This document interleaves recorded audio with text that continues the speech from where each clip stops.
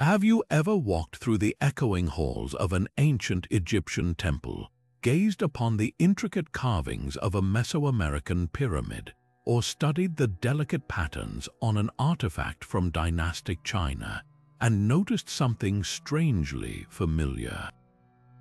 A geometric shape, a precise arrangement of circles and lines, repeating in sacred spaces thousands of miles and centuries apart.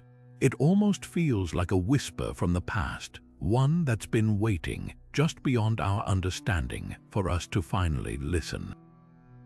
What if these aren't just coincidences or isolated cultural expressions?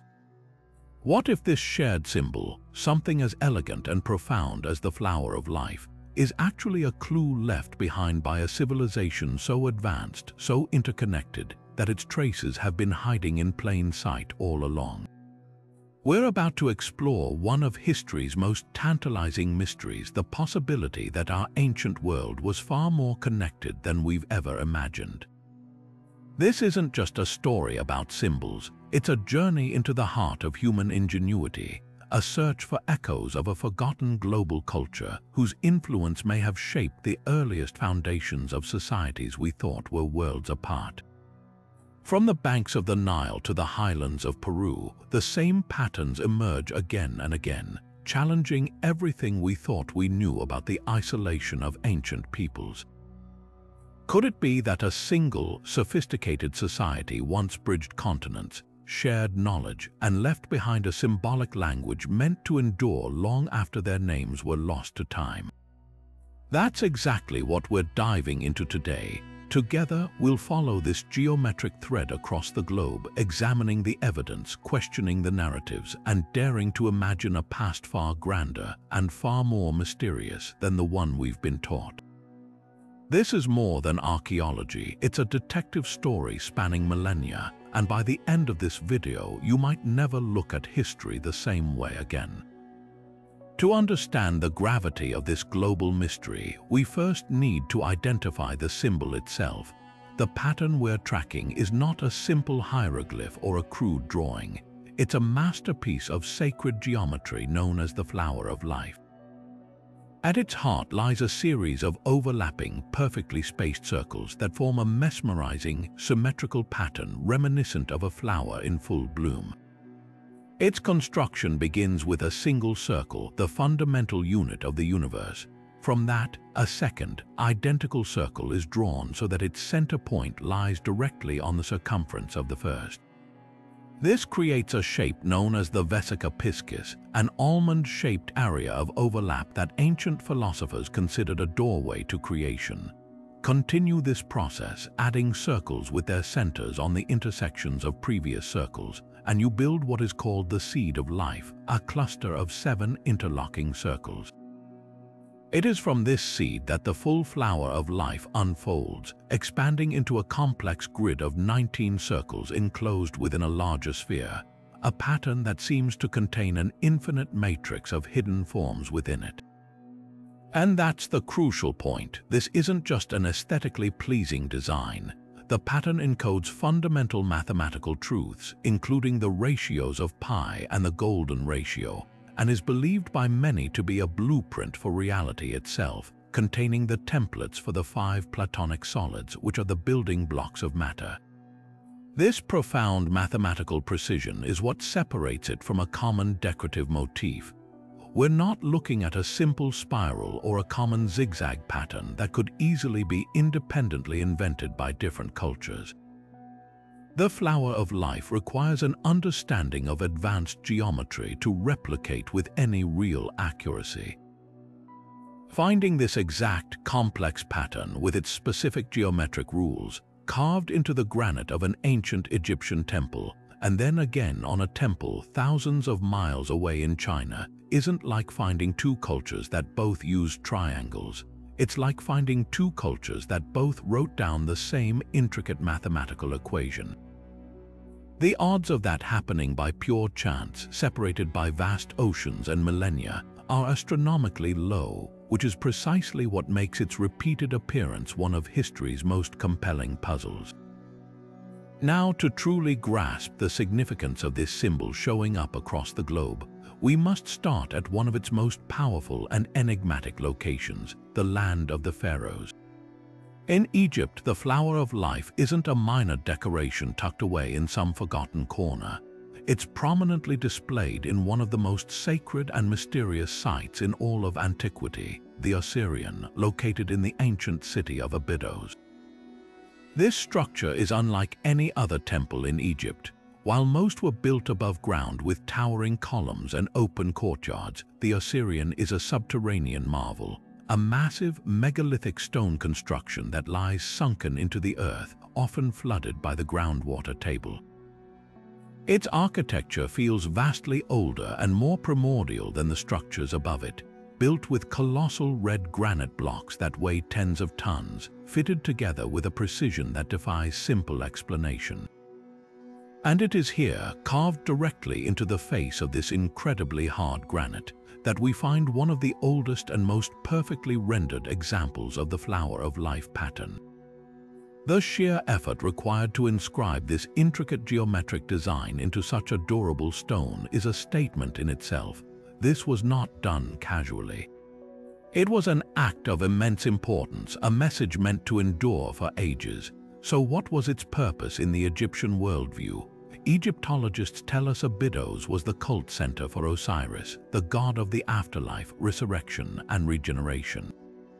The entire site was dedicated to the cycles of death and rebirth.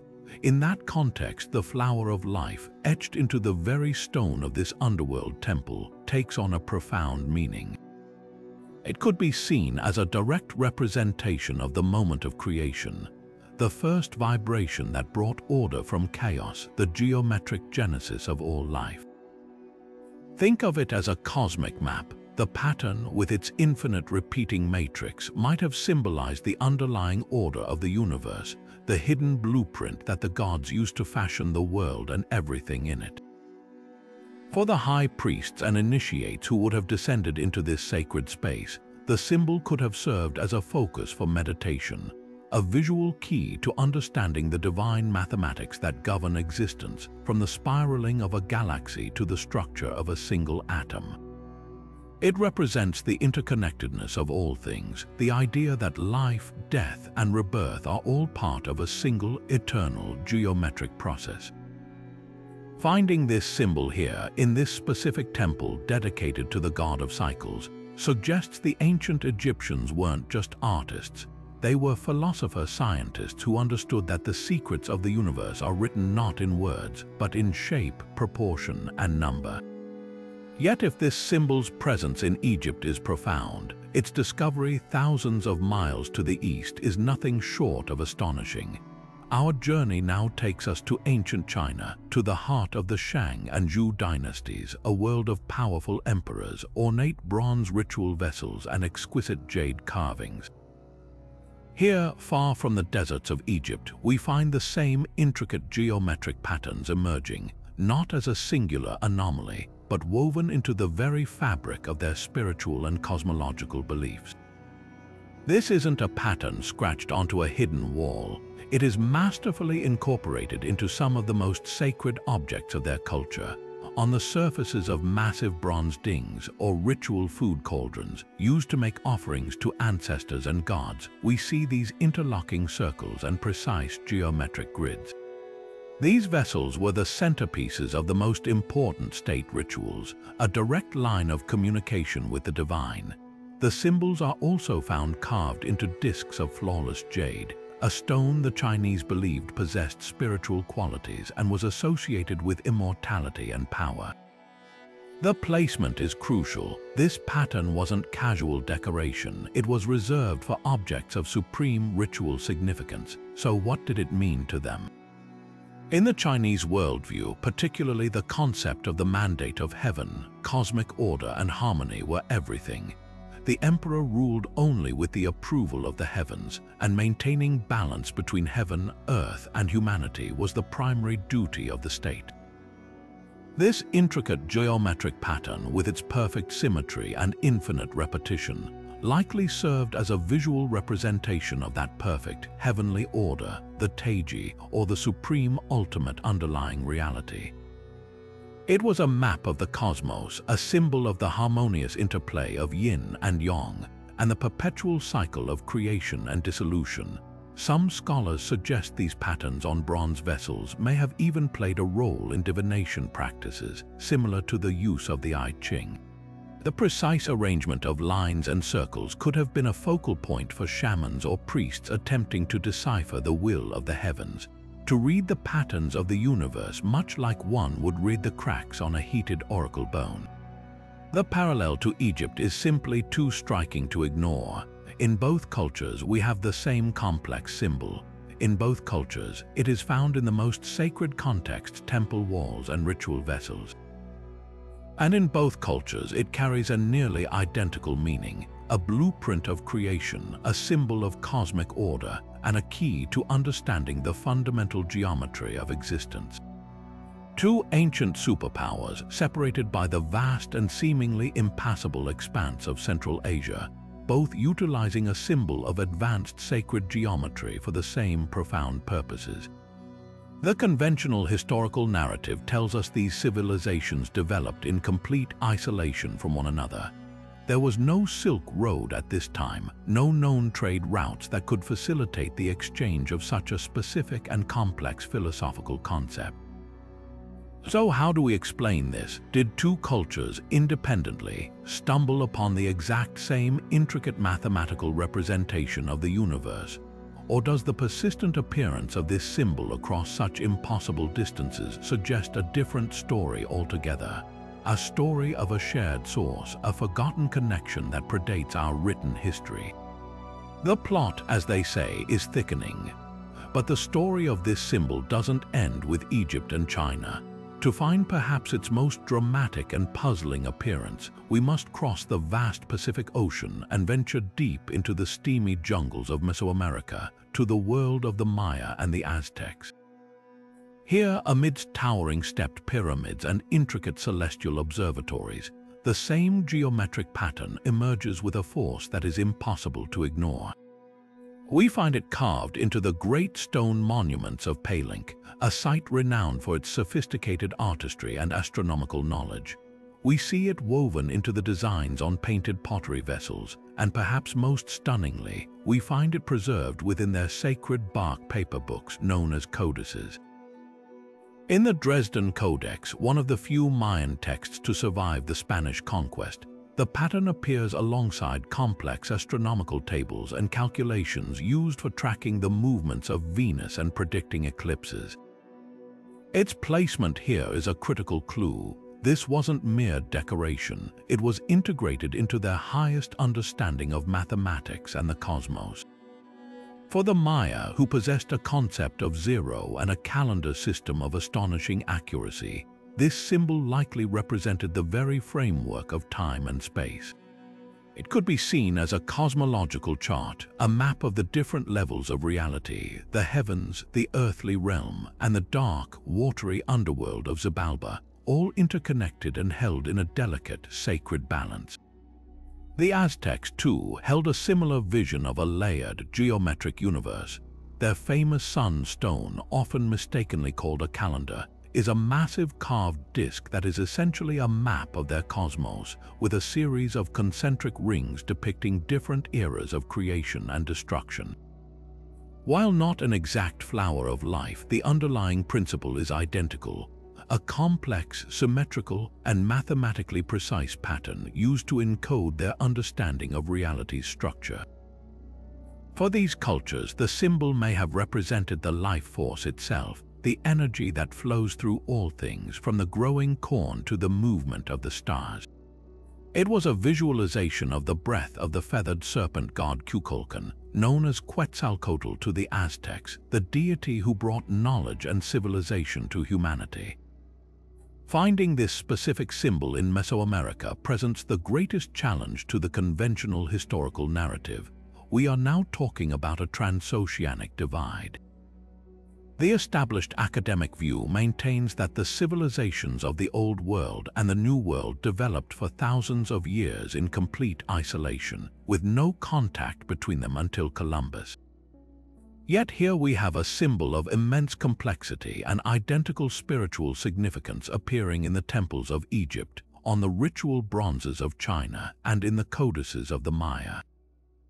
The mathematical principles it contains are universal, but the specific cultural application, as a sacred key to creation, is not. The odds of three such distant cultures independently inventing not only the same intricate pattern, but also assigning it the same profound meaning, are so vanishingly small that it forces us to consider other, far more radical possibilities. This thread of geometric resonance doesn't stop at the shores of the Americas. If we turn our gaze toward ancient Europe, to the misty green landscapes of Ireland and the mysterious realms of the Celtic world, we find the same language of shape and pattern whispering from the stones.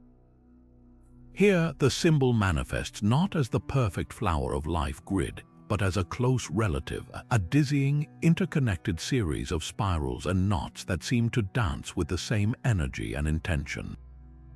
The most powerful example lies within the massive 5,000-year-old passage tomb of Newgrange, a structure older than both Stonehenge and the Great Pyramids of Giza. As you approach the entrance, your eye is drawn to a single, massive curbstone, and covering its surface is a breathtaking, precise series of triple spirals, carved deep into the rock with an artist's hand and a mathematician's mind. These are not random scratches. The entire tomb is a celestial clock, engineered so that on the winter solstice, the shortest day of the year, a single beam of sunlight pierces a carefully crafted roof box and travels down the long passageway to illuminate the inner chamber for exactly 17 minutes. This alignment reveals a deep understanding of astronomy, and the spirals carved throughout are believed to be integral to its purpose. Celtic tradition is saturated with these intricate, looping patterns. Their art, seen on everything from monumental stone crosses to the most delicate metalwork in the Ardagh chalice, avoids straight lines and clear endings. Instead, it favors endless knots and woven patterns, designs that flow one into the other in an infinite loop, symbolizing the interconnectedness of all life and the eternal cycle of birth, death, and rebirth.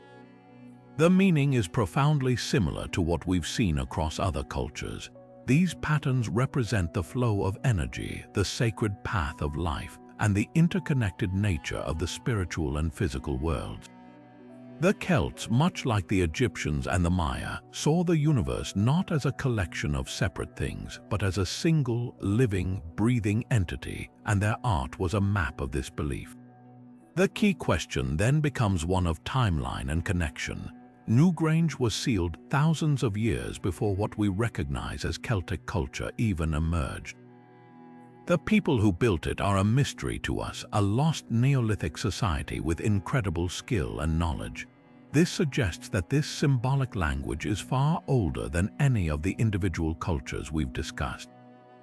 It points to a deep prehistoric root, a foundational layer of understanding that may have been shared across the European continent and perhaps beyond, long before written history began. We are looking at the echoes of a primordial belief system, a way of seeing the world that was encoded in art and architecture by countless different peoples who all seem to grasp the same fundamental truth that the universe is geometric, interconnected, and alive. Finding these patterns in Ireland doesn't just add another pin to our global map, it fundamentally deepens the mystery. It suggests that this wasn't a concept that spread from a single advanced source in a linear fashion. Instead, it hints at something even more revolutionary, a shared, ancient cognitive framework, a way of understanding reality that emerged independently in different parts of the world yet arrived at shockingly similar conclusions, expressing itself through a common language of sacred geometry. This moves the mystery from a question of cultural diffusion to a question about the very nature of human consciousness and our innate connection to the mathematical fabric of the cosmos. If we truly want to understand the depth and power of this geometric symbol, we must travel to a culture that didn't just carve it on a wall but built an entire spiritual and philosophical system around it, ancient India. Here, the concept of the flower of life finds its most elaborate and sophisticated expression, woven into the very fabric of Hinduism, Buddhism, and Jainism through sacred art forms known as mandalas and yantras. These are not mere decorations, they are precise metaphysical instruments, maps of consciousness, and blueprints for the cosmos, and their resemblance to the patterns we've seen across the globe is nothing short of remarkable. Consider the Sri Yantra, one of the most revered and complex diagrams in all of Tantric tradition. It is a mesmerizing interlocking matrix of 9 precise triangles, 4 pointing upward to represent the divine masculine, and 5 pointing downward to represent the divine feminine. These triangles are surrounded by 2 concentric circles of lotus petals, all enclosed within a foundational square with ornate gateways. While not an exact replica of the flower of life's overlapping circles, the Sri Yantra operates on the exact same geometric principle. It is a representation of the entire universe from the unmanifest, singular source of consciousness at its central point, called the Bindu, to the manifest, multifaceted world of form at its outer layers. The entire design is a visual manifestation of the sacred sound Om, and it is said that meditating upon its precise geometry can align the individual's energy with the fundamental vibrations of creation itself. This is the critical link. Just as in Egypt and China, the symbol in India is a tool for understanding the architecture of reality.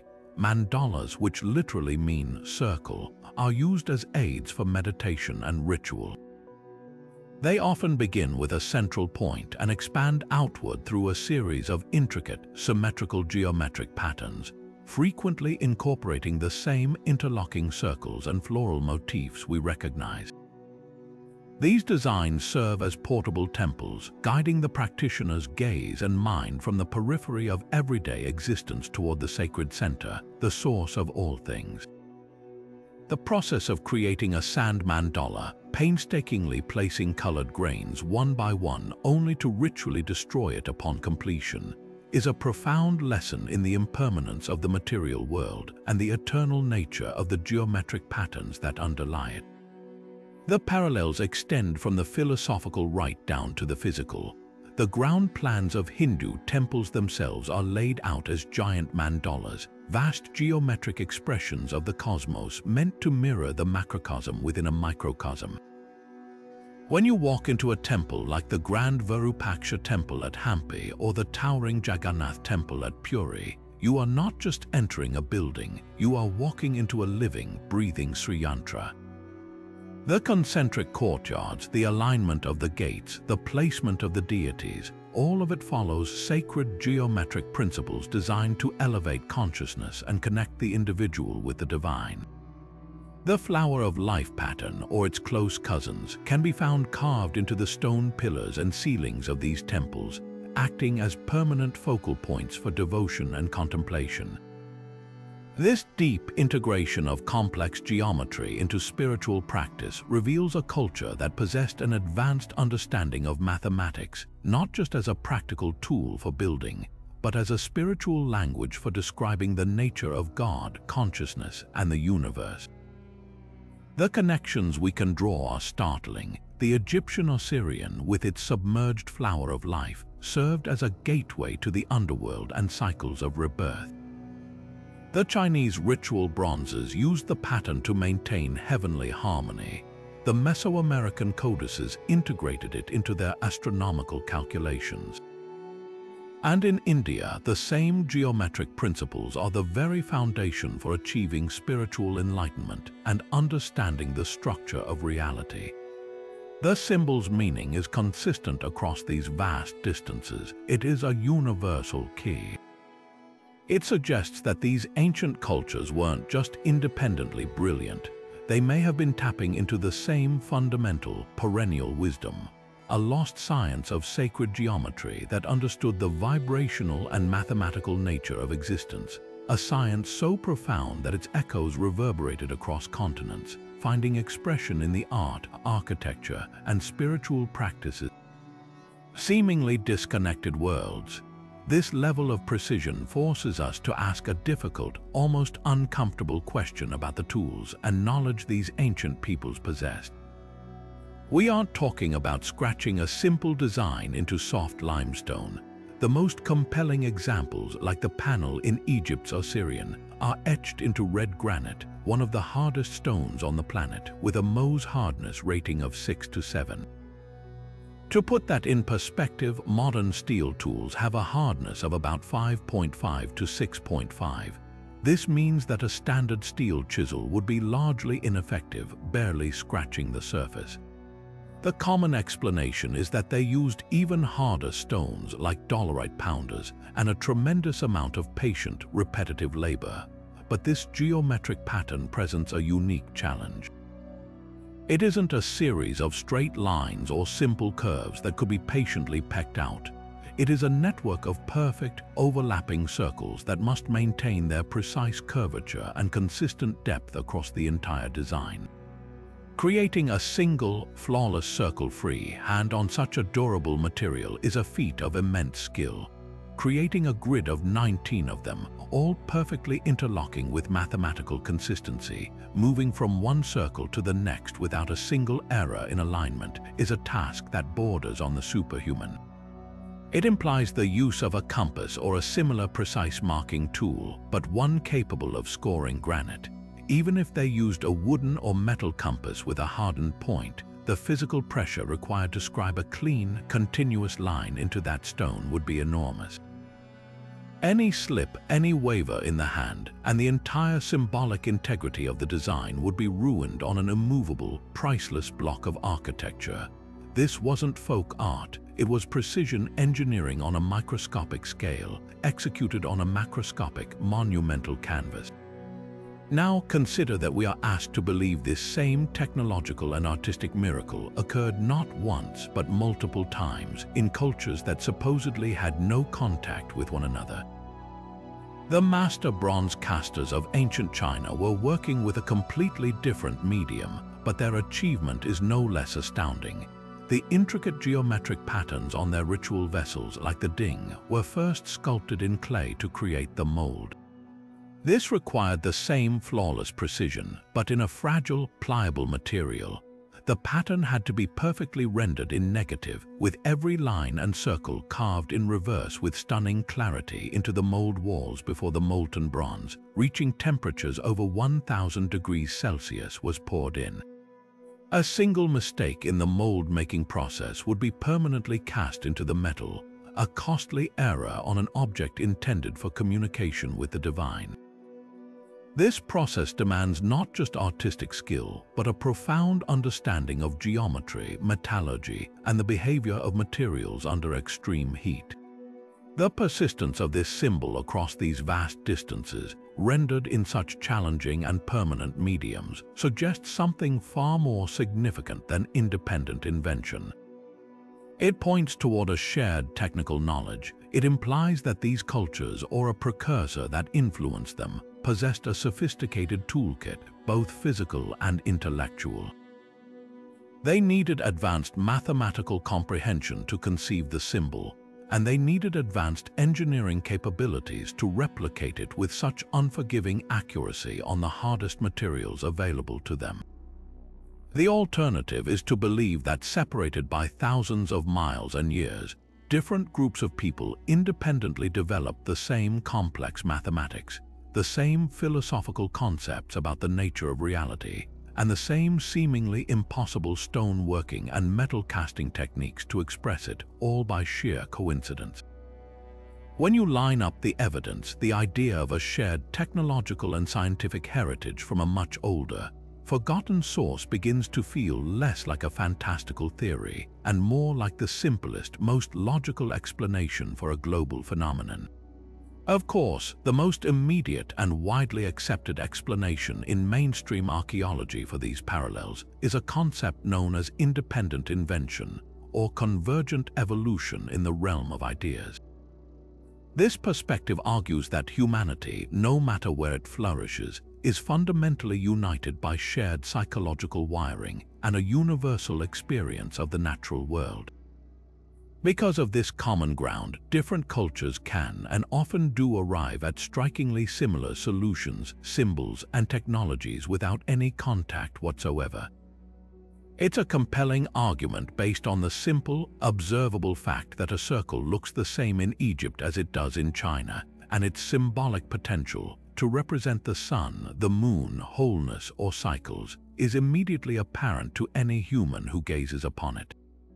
Proponents of this viewpoint to basic, widespread symbols as proof. The spiral, for instance, is one of the most common motifs in ancient art globally. From the tombs of Newgrange to the pottery of the American Southwest, we see this graceful, coiling shape. Its independent invention is easily explained. Early humans looked at the world around them and saw spirals everywhere. In the unfurling fiddlehead of a fern, in the swirling vortex of a whirlpool, in the immense arms of a galaxy, and in the tight coil of a nautilus shell. It became a natural, intuitive symbol for growth, expansion, journey, and cosmic energy. Similarly, a simple zigzag line could independently emerge as a representation of water, lightning, or mountains in dozens of cultures because those are the literal shapes of those things in nature. This process is sometimes called polysynthesis, where a symbol can synthesize multiple universal meanings from our shared environment. When applied to a more complex pattern like the flower of life, the independent invention theory suggests it is not a single symbol but a compounding of these universal, simple forms. The circle is universal. Overlapping circles to create a floral or eye-like pattern is a natural artistic progression. A grid of such circles could be seen as a representation of a net, a field of flowers, or the stars in the sky. The argument is that what we are calling the flower of life is actually a polygenetic symbol. It was born multiple times in multiple places because its basic components are so fundamental to human perception and artistic play. In this light, the ancient craftsmen in Egypt and the one in China were simply exploring the same geometric possibilities inherent in a compass-like tool, each layering their own unique cultural meaning onto a pattern that is, mathematically, somewhat inevitable once you start playing with circles. This perspective is rooted in a deep respect for the ingenuity of the human mind. It argues that we shouldn't be so quick to assume that ancient peoples needed a teacher from across the sea. Instead, we should celebrate the brilliant, parallel paths of discovery that unfolded across the globe. It cautions against what some scholars call hyper-diffusionism, the tendency to trace all cultural advances back to a single, often lost source, which can unintentionally rob individual cultures of their own creative agency and intellectual achievements. The mainstream view holds that the human brain is a powerful pattern recognition machine, wired to find order and meaning, and it is perfectly capable of generating similar complex ideas in isolation, driven by common environmental stimuli and the inherent properties of mathematics itself, which are, after all, a universal constant. However, the sheer specificity and complexity of the flower of life pushes the idea of independent invention to its absolute breaking point. While a spiral might be inspired by a seashell, what in the natural world directly inspires a perfect grid of 19 interlocking circles constructed from a precise geometric sequence. This isn't mimicking nature, it's encoding advanced mathematics. This is where a second, more controversial theory emerges from the shadows of history: cultural diffusion.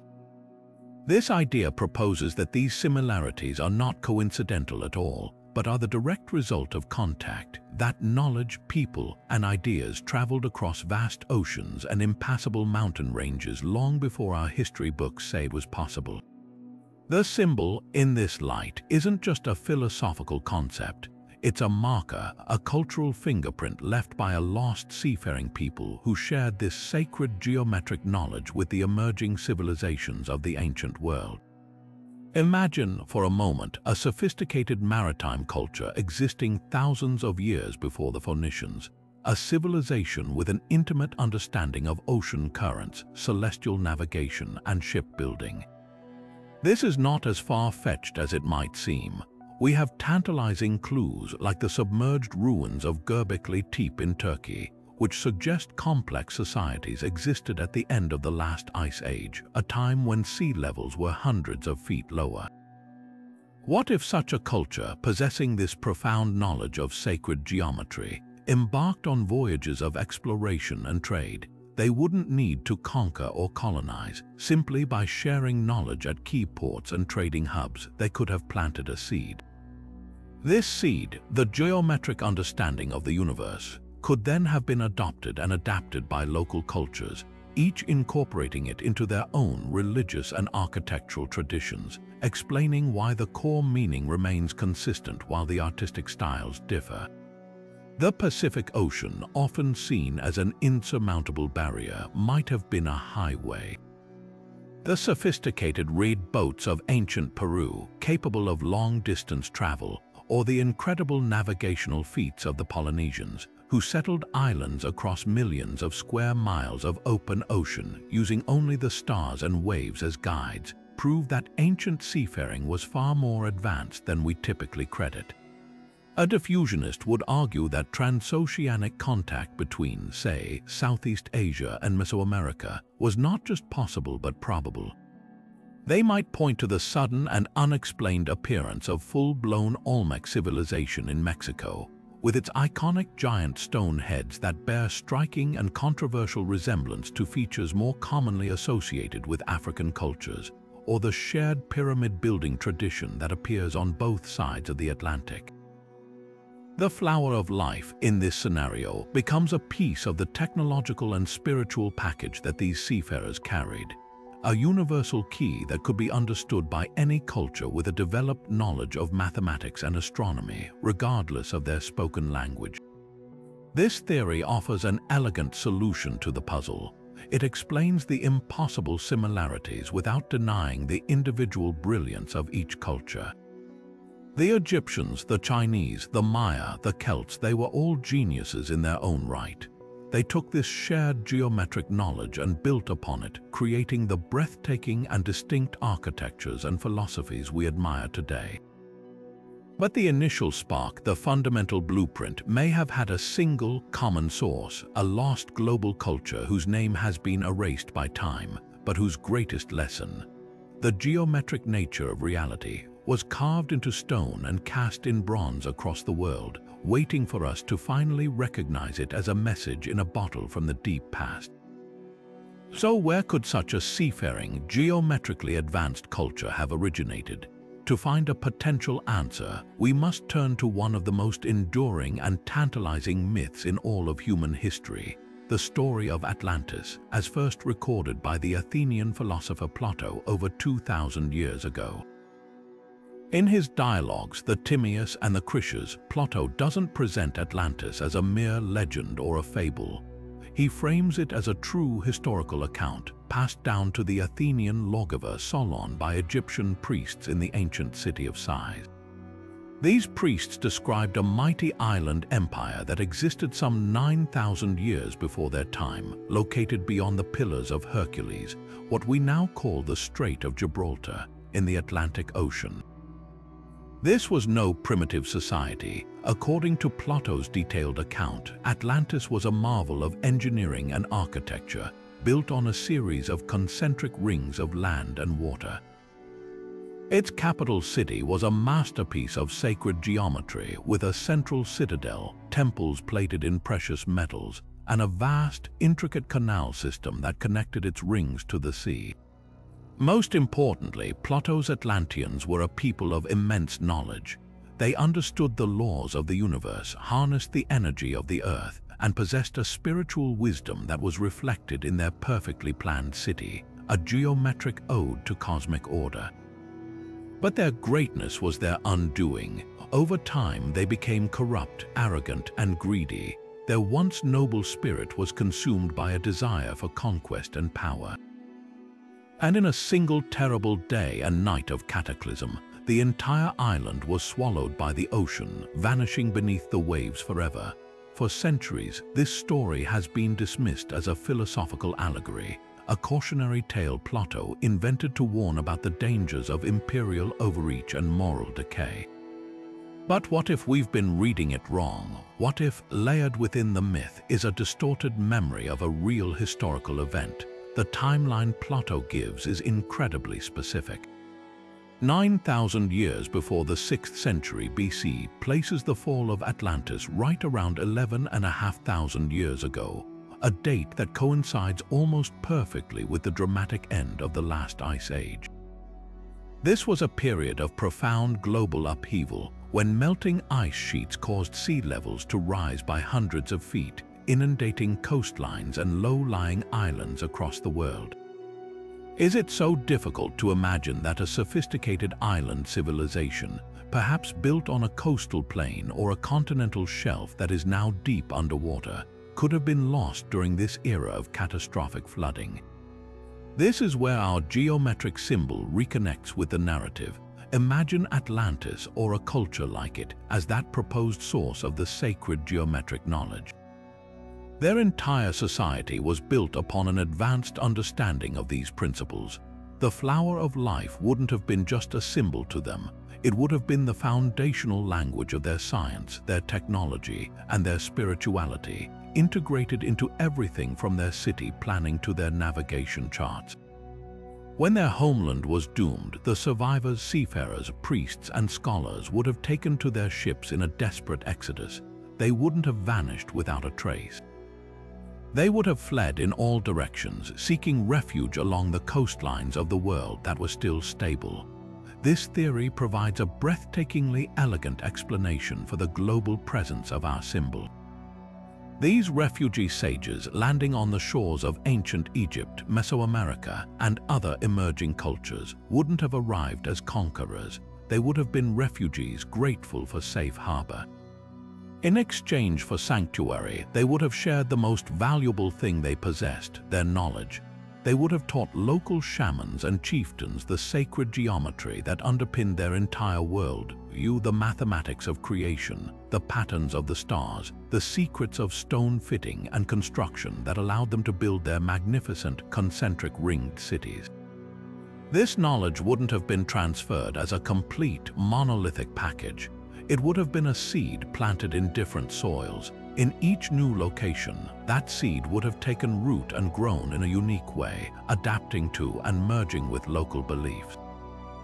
In Egypt, it blossomed into the intricate symbolism of the Osirion and the quest for immortality. In the Americas, it fused with celestial observation to create incredibly accurate calendars. In India, it evolved into the complex metaphysical machinery of the mandala and the Sri Yantra. The core meaning, the geometric blueprint of reality, remained constant, but its cultural expression diverged, creating the beautiful variations we see today. This isn't a theory that diminishes the incredible achievements of these ancient cultures. Instead, it suggests they were brilliant synthesizers who took a profound gift of knowledge and made it their own, building the iconic civilizations we study today upon a shared, ancient foundation. The symbol, then, is not just a marker. It is a legacy, the calling card of a lost teachers of the world, whose final lesson was carved in stone to ensure it would never be forgotten, even if their name was. Yet there is another, even more speculative theory that attempts to explain this global phenomenon, one that looks not to lost continents or ancient mariners, but to the stars themselves.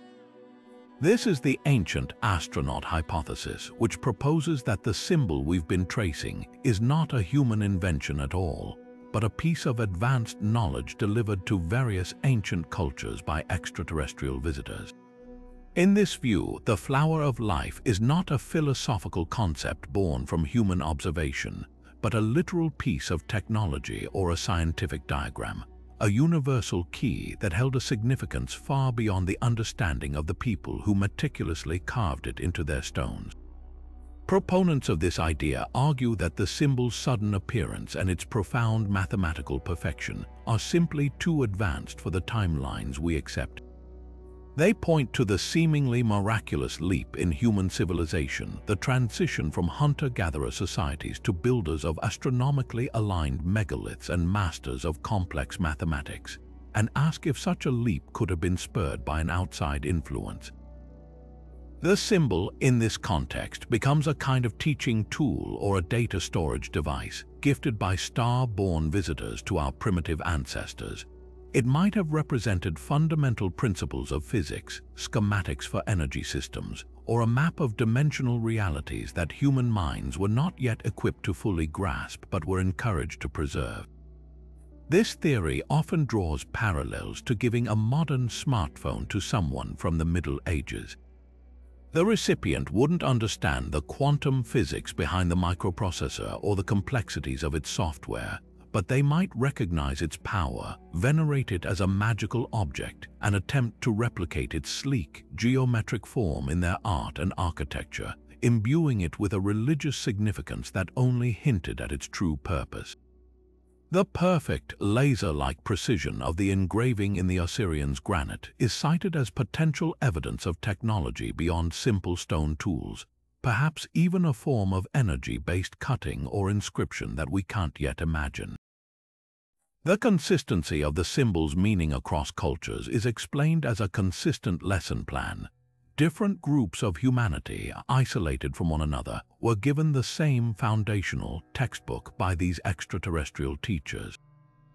This would account for why cultures from the deserts of Egypt to the jungles of Central America all associated the pattern with creation, cosmic order, and the very source of life itself. They were all taught the same core curriculum. The symbol was a universal constant delivered by visitors for whom it was basic knowledge, and its preservation in the most sacred places on Earth was a directive, a way of keeping this crucial information safe until humanity evolved enough to finally decrypt its true meaning.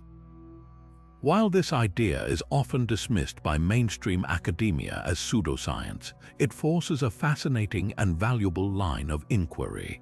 It challenges us to ask uncomfortable questions about the origins of human knowledge and the possibility of non-human intelligence in our history. It pushes the mystery beyond the realm of earthly cataclysms and lost ships into the vast, uncharted territory of the cosmos, suggesting that the answer to this ancient geometric riddle might not be buried beneath the ocean, but waiting somewhere in the depths of space. To truly appreciate why this particular symbol captured the imagination of so many ancient cultures, we need to step back and look at the very fabric of the world around us. The idea of sacred geometry is built on a breathtaking proposition that the universe is not chaotic or random, but is instead structured by an inherent, invisible order, a kind of cosmic architecture based on mathematics. This isn't some abstract philosophical notion. We can actually observe it everywhere. Look at the elegant spiral of a nautilus shell, and you'll see the Fibonacci sequence unfolding in perfect mathematical progression. Examine the arrangement of seeds in a sunflower's center or the petals on an artichoke, and you'll find them following this same sequential pattern, a design that maximizes efficiency and strength. Gaze through a telescope at a distant hurricane on Jupiter or the swirling arms of a galaxy millions of light years away, and you'll witness that same spiral form dictated by the same physical laws. This points to something profound. These patterns and ratios aren't just common, they are fundamental. They are the default setting, the most efficient and stable way for energy and matter to organize themselves, from the microscopic level of a DNA helix all the way up to the grand, cosmic scale of the universe's expansion. The golden ratio, often represented by the Greek letter phi and approximately equal to 1.618, is a perfect example. It's an irrational number, meaning it goes on infinitely without repeating, and it appears with startling frequency in nature's most beautiful and efficient forms. The ratio of the length of your forearm to your hand likely approximates it. The branching of trees and veins in a leaf often follows it. Even the way a hawk spirals down on its prey utilizes this ratio for the most energy-efficient descent. It seems to be a mathematical constant that the physical world is hardwired to follow. So what does this have to do with a symbol carved on a temple wall? Everything. Sacred geometry is the human attempt to understand, document, and ultimately commune with this hidden cosmic order. Ancient philosophers and mystic scientists believed that by studying and replicating these perfect forms, they could tap into the very creative force of the universe. They saw geometry not as a dry, academic subject, but as a spiritual language, the language God or the gods used to build reality. In this context, a complex symbol like the flower of life isn't merely a pretty design. It is a snapshot of this underlying order, a two-dimensional map of a multidimensional truth. It is a human-made key designed to unlock a door to a deeper understanding of existence. The pattern acts as a visual representation of how life emerges from a singular source, that first circle, the point of unity, and then expands and complexifies through a process of division and replication, all while maintaining a perfect, harmonious relationship between all its parts. The overlapping circles generate every one of the 5 Platonic solids: the tetrahedron, cube, octahedron, dodecahedron, and icosahedron. These are the only 5 perfectly symmetrical shapes that can be constructed in 3 dimensions, and they were revered by philosophers like Plato, who associated each one with a fundamental element of creation: earth, air, fire, water, and the cosmos. The fact that these building blocks of matter are all encoded within the flower of life is why it's often called the creation pattern. It's a schematic for how energy condenses into form. When an ancient priest in Egypt or a sage in India meditated upon this symbol, they weren't just staring at a collection of circles. They were contemplating the geometric source code of life itself. They were using it as a mental tool to journey back from the complex, manifested world of separate things, trees, rivers, people, stars, to the singular, unified source from which it all sprang. The symbol served as a bridge between the macrocosm and the microcosm, a reminder that the same rules that govern the orbiting of planets also govern the flow of blood in our veins. It was a way to make the vast, impersonal mechanics of the universe personally meaningful and spiritually accessible. By understanding these patterns, they believed a person could align their own consciousness with the harmony of the cosmos, achieving a state of enlightenment or inner peace. This is the powerful idea that connects all the distant cultures we've explored. They weren't just sharing a symbol, they were participating in a universal quest to read the blueprint of reality and find humanity's place within its beautiful mathematical design. To truly grasp why this symbol is so extraordinary, we need to deconstruct it not as archaeologists or historians, but as mathematicians. When you strip away the cultural context and look purely at its form, the flower of life reveals itself as a precise geometric construction of breathtaking elegance and complexity. Its perfection is not artistic, it is mathematical, and this is the core of the mystery. Let's begin with its most fundamental element, the circle. The entire pattern is generated from this single, perfect shape. But the construction doesn't rely on estimation. To create the classic grid, an ancient artisan would have needed to employ a fixed, consistent radius. They would start with one circle, then, placing the point of their compass or whatever tool they used anywhere on the circumference of that first circle, they would draw a second circle of the exact same radius. This simple act creates the first profound shape, the vesica piscis. This almond-shaped overlap between the two circles is far more than a pretty space. Its precise proportions are the geometric genesis of so much else. The height of the vesica piscis in relation to the width of the circles creates ratios that are fundamental to sacred geometry. But the process continues. Every new circle is drawn by placing the compass point on one of the intersections where existing circles cross. This method ensures perfect symmetry and flawless repetition. After 7 circles, you have the seed of life. Continuing this process with meticulous care, you eventually generate the full flower, a stunningly symmetrical pattern of 19 complete circles, all nestled within a larger, invisible circular boundary. Now, this is where the magic truly happens. Within this 2-dimensional grid of circles, an entire universe of 3-dimensional forms is encoded. By connecting specific points of intersection within the pattern, you can derive every single one of the 5 Platonic solids. These are not random shapes, they are the only 5 perfectly regular polyhedra in existence, meaning all their faces are identical regular polygons, and the same number of faces meet at every vertex. They are the tetrahedron, 4 triangular faces, the cube, 6 square faces, the octahedron, 8 triangular faces, the dodecahedron, 12 pentagonal faces, and the icosahedron, 20 triangular faces. The ancient Greeks, like Plato, revered these shapes and associated them with the very elements of creation: fire, earth, air, the cosmos, and water. To find that all of them are hiding within the 2-dimensional lines of the flower of life is like discovering that the simple recipe for flour, water, and yeast contains the blueprints for every kind of bread, cake, and pastry imaginable. But the mathematical sophistication goes even deeper into the realm of irrational numbers. These are numbers that cannot be expressed as a simple fraction, numbers with decimal places that go on to infinity without ever repeating. They are the hidden constants of our universe, and they are woven throughout this symbol. The ratio of a circle's circumference to its diameter gives us pi, approximately 3.14159, and it's inherent in the circular construction. More profoundly, the dimensions of the vesica piscis reveal the square root of 2, the square root of 3, and perhaps most famously, the golden ratio, often denoted by the Greek letter phi. Phi, approximately 1.618, is often called the most beautiful number in the universe because of its prevalence in nature, art, and architecture.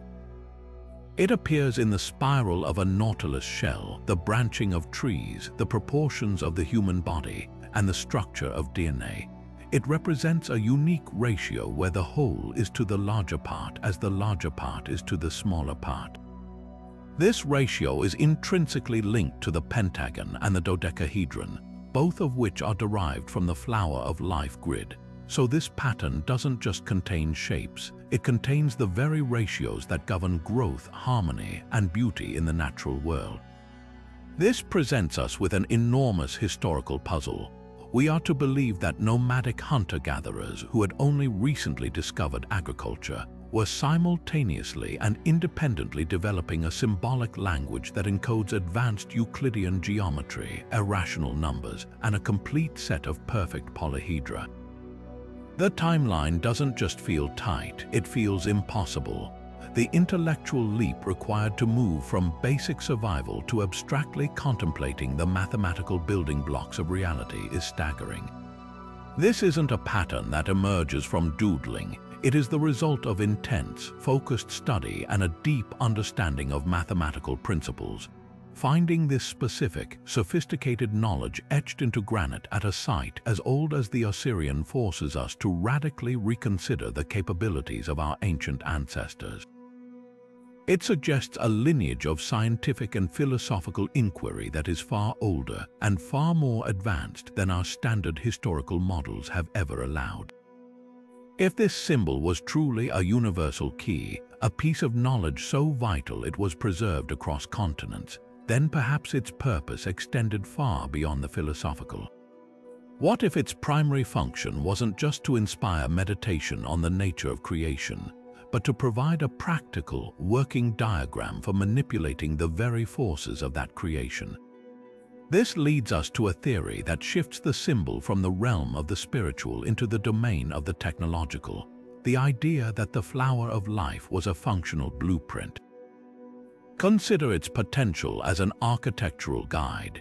We've marveled at the acoustic perfection of certain ancient structures, like the oracle chamber in the hypogeum of Malta, where a specific frequency of sound can make the entire room resonate, creating an experience that is physically and psychologically overwhelming.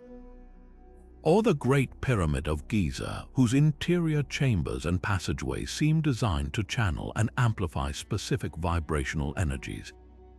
Could the geometric ratios inherent in the flower of life, the precise relationships between the circles, the vesica piscis, and the resulting platonic solids provide the mathematical foundation for designing such spaces.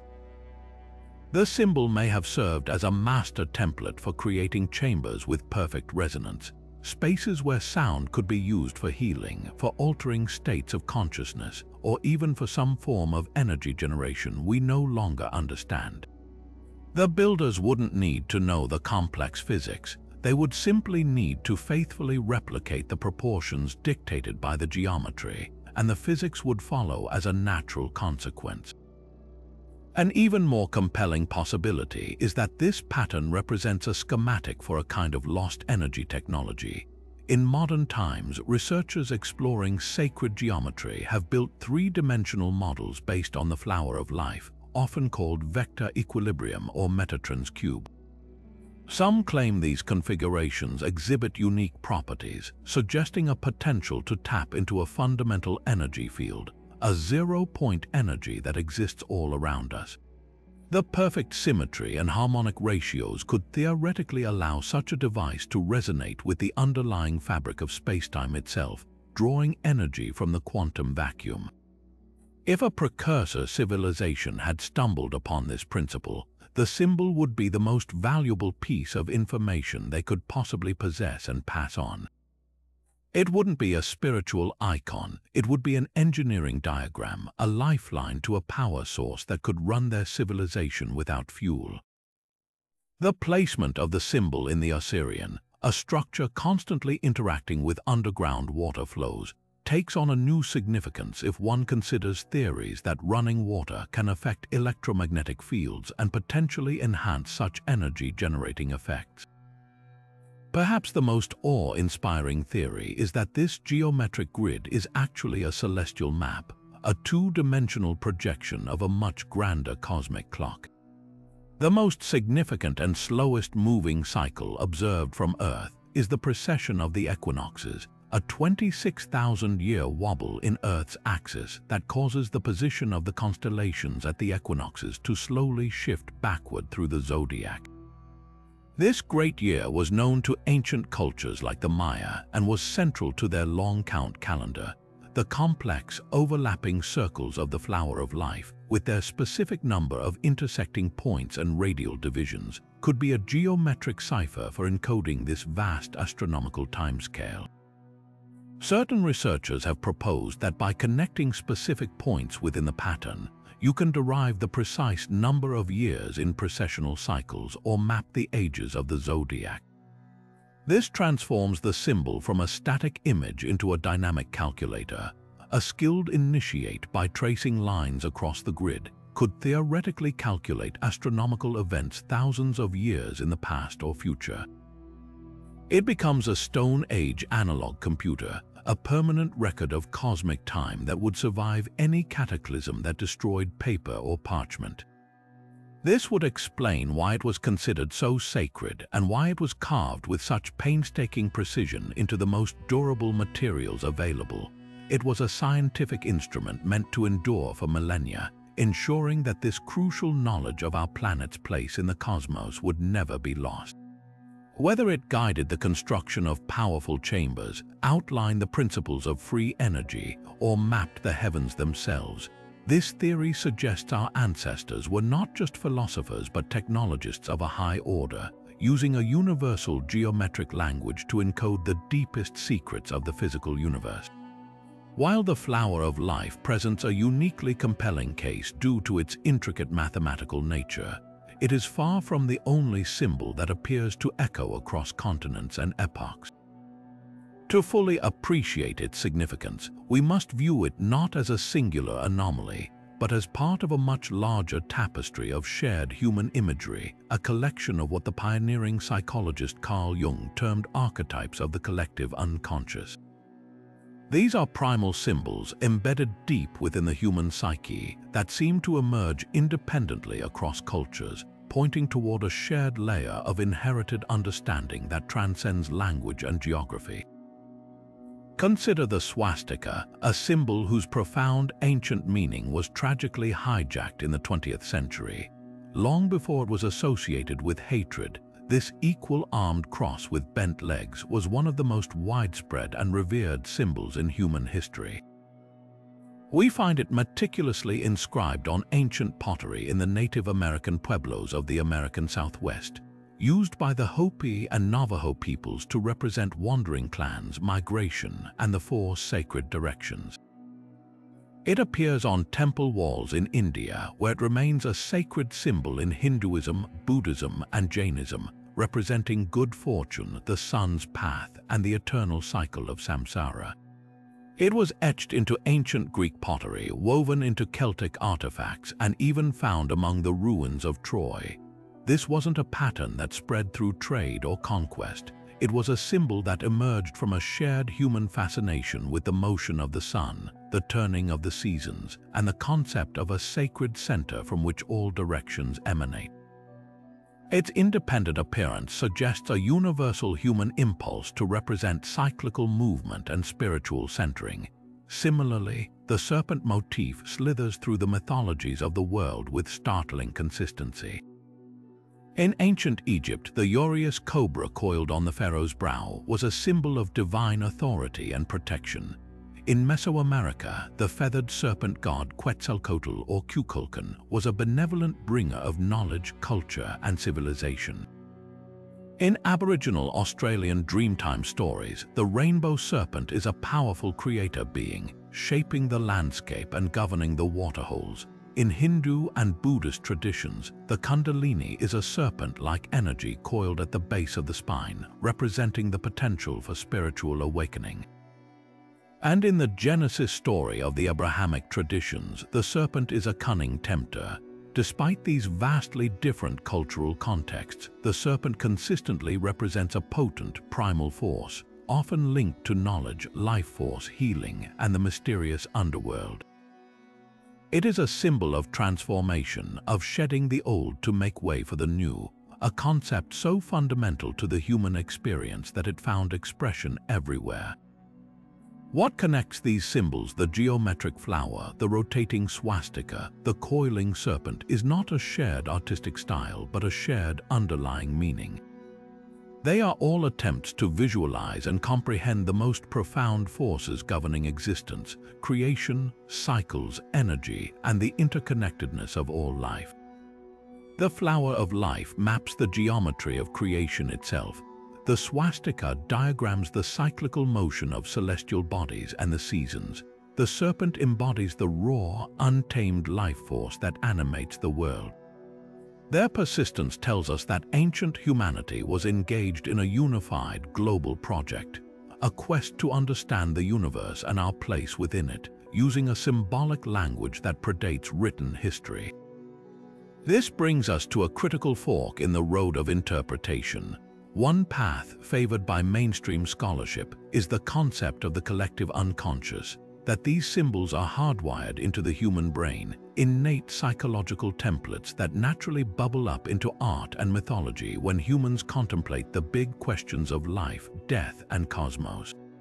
They are part of our shared mental inheritance, as natural to us as dreaming.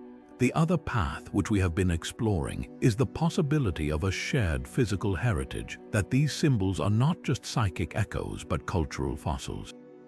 They could be the lingering remnants of a time when humanity was far more interconnected than we currently believe, a legacy left by a sophisticated progenitor culture whose explorers, traders, or refugees planted these symbolic seeds across the globe during a forgotten chapter of our prehistory. The true answer might lie in a synthesis of both ideas. Perhaps the symbols resonated so deeply and spread so widely precisely because they spoke to something innate within us. A lost global culture wouldn't have invented these concepts out of thin air. They would have discovered and formalized a universal language that already resonated with the fundamental structure of human consciousness and the observable universe. They would have given a precise, geometric form to the swirling, intuitive understandings that all cultures eventually develop. This doesn't diminish the achievement of individual civilizations. Instead, it suggests they were all brilliant interpreters of a common ancient theme. The flower of life, in this light, becomes the most precise and sophisticated iteration of this universal language, a master key that unlocks the geometric code underlying not just our shared myths, but reality itself. For centuries, these profound symbols faded from mainstream view, relegated to the footnotes of archaeology and the sketchbooks of a few dedicated mystics. The academic world of the 19th and early 20th centuries focused on categorization and a linear progression of history, often dismissed such geometric patterns as mere decoration or the fanciful doodles of primitive artists. The idea that a complex symbol like the flower of life could represent a sophisticated universal science was, for the most part, not even considered. It was a forgotten language, its meaning buried under the dust of conventional thought. But then, a dramatic shift began to take place. A growing disillusionment with purely materialistic explanations of the world, coupled with a rising interest in Eastern philosophies and alternative spirituality, created a fertile ground for these ancient patterns to re-emerge, not from a dig site, but from the depths of a collective yearning for deeper meaning. This was the dawn of the New Age movement, and it would become the vehicle for the great modern rediscovery of sacred geometry. This revival can be traced to a handful of pivotal figures who acted as bridges between the ancient and the modern. One of the most influential was Drunvalo Melchizedek, who began teaching and writing about the flower of life in the 1980s and 90s. Through his workshops and his seminal work, The Ancient Secret of the Flower of Life, Melchizedek presented the symbol not as a historical artifact, but as a living key to unlocking human potential. He wove together threads from his own mystical experiences, concepts from quantum physics, and interpretations of ancient texts, proposing that the flower of life contained the blueprint for all of creation and could be used for meditation, healing, and even conscious evolution. His passionate advocacy introduced the symbol to hundreds of thousands of people worldwide, transforming it from an obscure curiosity into a central icon of modern alternative spirituality. Around the same time, the groundbreaking work of authors like Graham Hancock and Robert Bovell, though often critical of mainstream archaeology, captured the public's imagination by questioning established historical timelines and suggesting these ancient symbols might be evidence of a lost, advanced civilization. Their books became bestsellers not by providing definitive answers, but by daring to ask bigger questions. They created a space where it became acceptable to wonder aloud if the ancients knew something we had forgotten, if their stone carvings were less about superstition and more about science. This cultural moment opened the door for a flood of new interpretations, where the geometric patterns were seen through a distinctly modern lens, often described in terms of energy fields, vibration, sacred frequencies, and the expansion of consciousness. This is where the ancient symbol and the modern movement created a fascinating, and sometimes controversial, synthesis. The New Age interpretation enthusiastically adopted the language of 20th century physics, speaking of the flower of life as a representation of the energy matrix that underlies reality, a concept that resonates with ideas in string theory and quantum mechanics. It became common to speak of these patterns as vibrational tools or energy amplifiers. You could now find the symbol etched onto crystal grids, printed on meditation mats, and worn as jewelry, all with the intention of harnessing its purported power to balance energy, raise personal vibration, and facilitate spiritual awakening. This practical application made the symbol immensely popular, bringing it into living rooms and yoga studios across the globe. However, this embrace also created a significant divergence from any potential original intent. While the ancient Egyptians or Maya likely saw the symbol as a map of a divine, cosmic order, something to be understood and revered, the New Age interpretation often views it as a technology for personal transformation. The focus shifted from understanding the cosmos to improving the self, from a cosmological diagram to a tool for manifestation and healing. critics within academia argue that this layers a very modern, individualistic, and Western world view onto symbols that belong to collectivist, ritual-based societies. There is little, if any, archaeological evidence to suggest the ancient builders of the Osirion used the flower of life to balance their chakras or attract abundance in the way it is commonly promoted today. Yet, to dismiss the entire New Age adoption as mere misunderstanding would be to miss a crucial point. This modern reinterpretation, regardless of its historical accuracy, has performed an invaluable service. It has rescued these symbols from obscurity and ignited a global conversation about humanity's ancient past. It has inspired a new generation of researchers, artists, and seekers to look at these patterns not as dead art, but as a living puzzle. The passionate, if sometimes speculative, interest of the New Age movement has actually funded further scientific inquiry, as curiosity drives people to visit these sites, study the patterns, and demand more from the historical narrative. The dialogue between the intuitive, energy-based interpretations and the rigorous, evidence-based approach of archaeology, while often tense, is ultimately productive.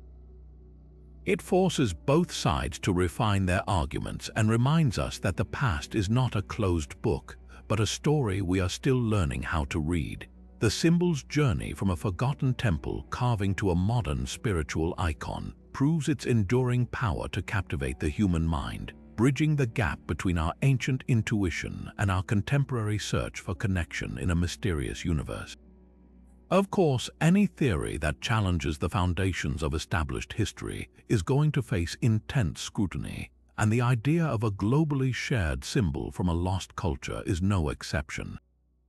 The scientific and academic communities bring a necessary and healthy dose of skepticism to the table, offering alternative explanations that aim to ground these extraordinary claims in more conventional and often more mundane realities. Their criticisms aren't meant to dismiss the mystery out of hand, but to apply rigorous methods to ensure we aren't seeing connections that simply aren't there. One of the most common psychological explanations put forward is a phenomenon known as pareidolia. This is our brain's innate tendency to perceive meaningful patterns like faces or familiar shapes in random or ambiguous stimuli. We see the man in the moon, a face in the clouds, or the Virgin Mary on a piece of toast. Skeptics argue that when we look at these ancient geometric patterns from vastly different cultures, we might be falling into a similar trap. Our modern eyes, primed by books and documentaries about sacred geometry, are actively seeking out the flower of life.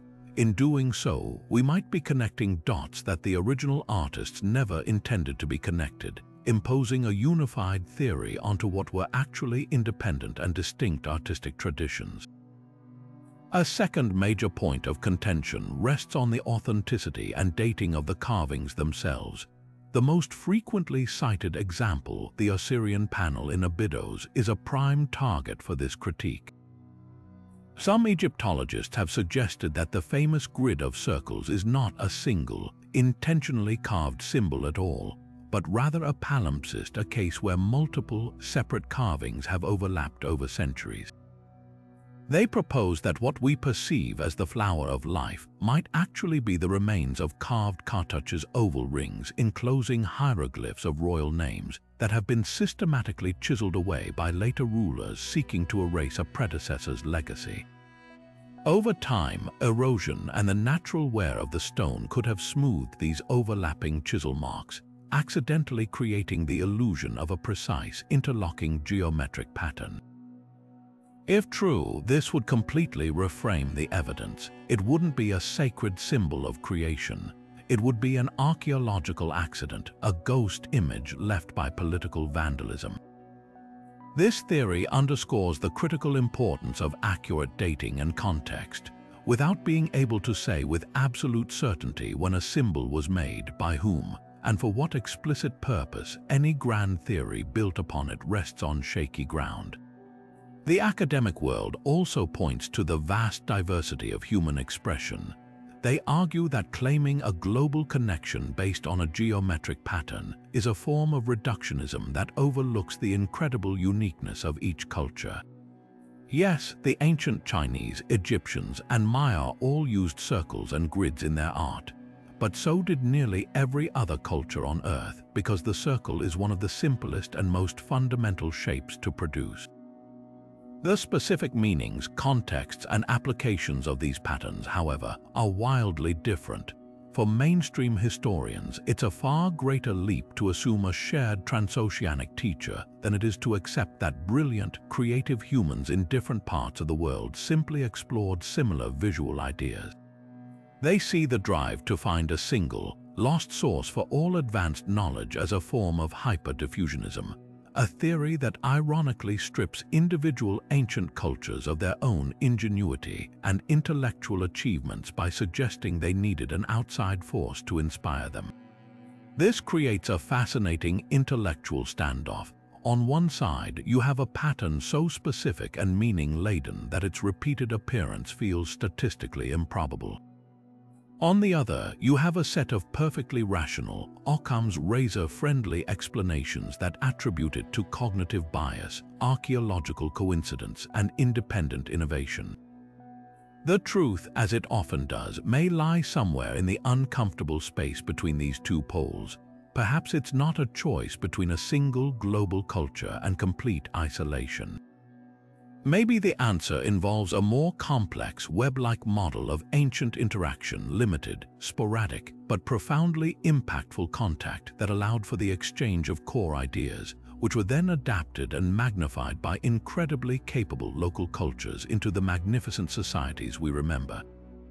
The debate itself is valuable. It forces both enthusiasts and skeptics to sharpen their arguments, to look closer, and to never stop questioning. It ensures that the quest for answers remains a rigorous pursuit and not just a flight of fancy. Imagine holding a delicate Egyptian pectoral necklace, once resting on the chest of a pharaoh or high priest, crafted from gleaming gold and inlaid with lapis lazuli and carnelian. Its centerpiece isn't a scarab or a falcon, but a meticulously rendered seed of life pattern. This wasn't merely jewelry, it was a spiritual instrument, placed directly over the heart. This symbol of creation and interconnectedness served as a protective amulet, a constant reminder to the wearer of their place within the cosmic order and the eternal cycle of life, death, and rebirth that defined their journey into the afterlife. The craftsmanship is breathtaking, with each overlapping circle formed from tiny, precise wires of gold, demonstrating that this geometry was worth the most skilled labor and precious materials. Now travel across the world and several centuries forward to the Han Dynasty in China. Here we find bronze mirrors, but these are far more than simple reflective surfaces. The back of one such mirror is a masterpiece of symbolic coding. At its center, a knob represents the pivotal point of the universe. Radiating outward is a complex geometric design that incorporates the key elements of the flower of life, grid interlocking circles and a repeating hexagonal matrix. Surrounding this are inscriptions of mythical beasts and astrological signs. This mirror was a Taoist tool used for meditation and spiritual reflection in the most literal sense. The belief was that by gazing into the polished front while holding this geometric pattern in mind, one could not see their physical face, but could instead perceive their true inner spirit and align themselves with the harmonious principles of the cosmos. The symbol was integral to its function, a conduit for celestial energy. Finally, venture into the humid jungles where the Maya built their towering stone cities. In a royal tomb at Palenque, archaeologists uncovered a jade plaque that would have been a belt ornament for a mighty king. Carved into this incredibly hard stone is a complex, interlocking pattern that mirrors the geometric foundations we've seen elsewhere. For the Maya, kings were the bridge between the earthly realm and the world of the gods. They were responsible for maintaining the cosmic balance, ensuring the sun would rise and the rains would come. This jade plaque, worn at the ruler's core, was a badge of that sacred duty.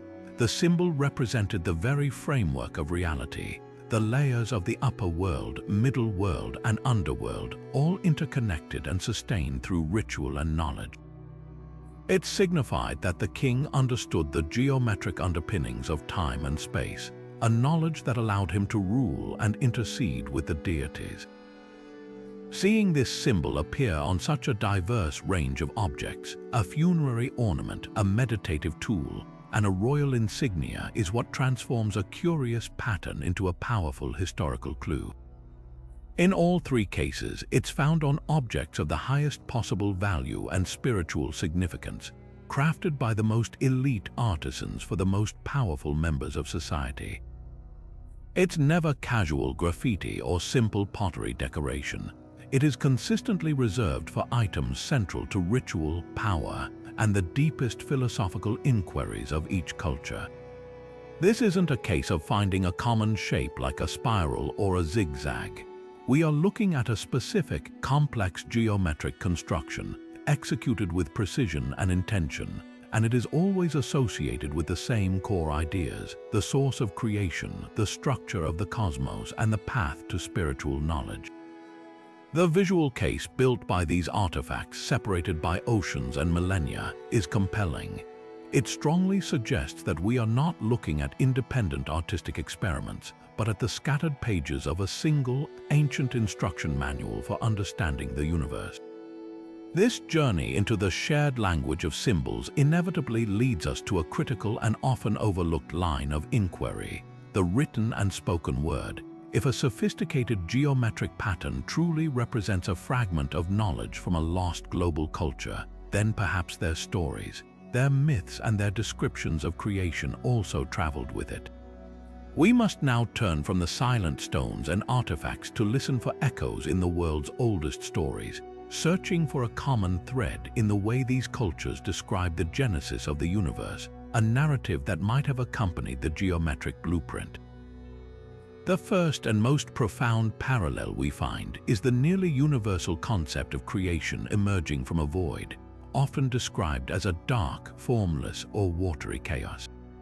In the ancient Egyptian tradition, this state was called Nun, the primordial waters from which the first mound of earth, the Ben-Ben, emerged. The creator god Atum then brought forth the first pair of deities from this nothingness. This is a creation ex nihilo, out of nothing. Now travel across the world to the Popol Vuh, the sacred text of the Kayich Maya. Their story of creation begins in a strikingly similar way: a vast, empty sea under a blank sky, a world of silence and darkness. The gods are already present, but they are waiting, poised within this quiet potentiality before they speak the world into existence. This theme of a watery, dark beginning is not confined to these two cultures. In the Mesopotamian epic of Gilgamesh, the world before creation is a boundless, chaotic sea. In the Hindu Rig Veda, the Nasadiya Sukta hymn describes a time before being and non-being, when there was only darkness hidden by darkness, an indistinguishable sea. Even the biblical book of Genesis opens with the Spirit of God hovering over the face of the deep, the formless waters. This is not a minor coincidence. It suggests that disparate cultures, separated by continents, were all attempting to describe the same incomprehensible moment before time began, and they all arrived at the same fundamental image: a quiet, undifferentiated, liquid potential. This shared starting point is the philosophical equivalent of that first, single circle in the flower of life, the point of unity from which all complexity will unfold. But the parallels go deeper than just the setting. The very mechanism of creation is often described in startlingly similar terms, through sound, vibration, or the spoken word. In the Egyptian tradition, the god Ptah was believed to have created the world by envisioning it in his heart, and then bringing it into being by speaking its name. His words were the creative act.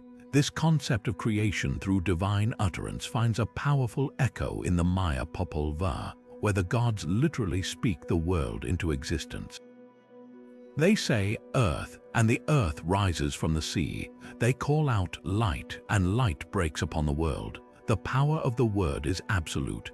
In the Hindu tradition, this idea is crystallized in the sacred syllable Om, which is not merely a word but the primordial vibration from which the entire universe manifested. It is the sound of creation itself. The Abrahamic faiths share this core idea. And God said, "Let there be light," and there was light. This cross-cultural emphasis on sound and vibration as the fundamental creative force is extraordinary. It moves beyond a shared image of a starting point and points toward a shared understanding of a process, a cosmology where reality is fundamentally vibrational and specific frequencies can manifest form from energy. This aligns perfectly with the geometric evidence. The flower of life is, in a sense, a frozen snapshot of that first vibration, a visual representation of how a single frequency, a point or a circle, can resonate and complexify into the infinite patterns of the manifest world. The myths describe the process, the geometry maps the result. Perhaps the most tantalizing linguistic clue lies not in the stories themselves, but in the specific and sometimes bizarre shared details that appear in them. Consider the widespread myth of a great flood that destroys a prior age of humanity. We all know the story of Noah's Ark, but versions of this cataclysm appear in the Epic of Gilgamesh, in Greek mythology with Deucalion, in Hindu texts with Manu, and in the legends of the Maya, the Lacandan people, and numerous Native American tribes. The consistency of this narrative, a warning unheeded, a divinely sent deluge, and a few survivors who restart civilization, is difficult to dismiss as pure coincidence. It feels like a fragmented cultural memory of a real traumatic event, a reset button pressed on human history. Even more specific and more puzzling is the global motif of a world tree or axis mundi. This is a colossal tree, mountain, or pillar that stands at the very center of the world, connecting the earthly realm with the heavens above and the underworld below. We see it in the Norse Yggdrasil, the immense ash tree whose branches support the 9 worlds.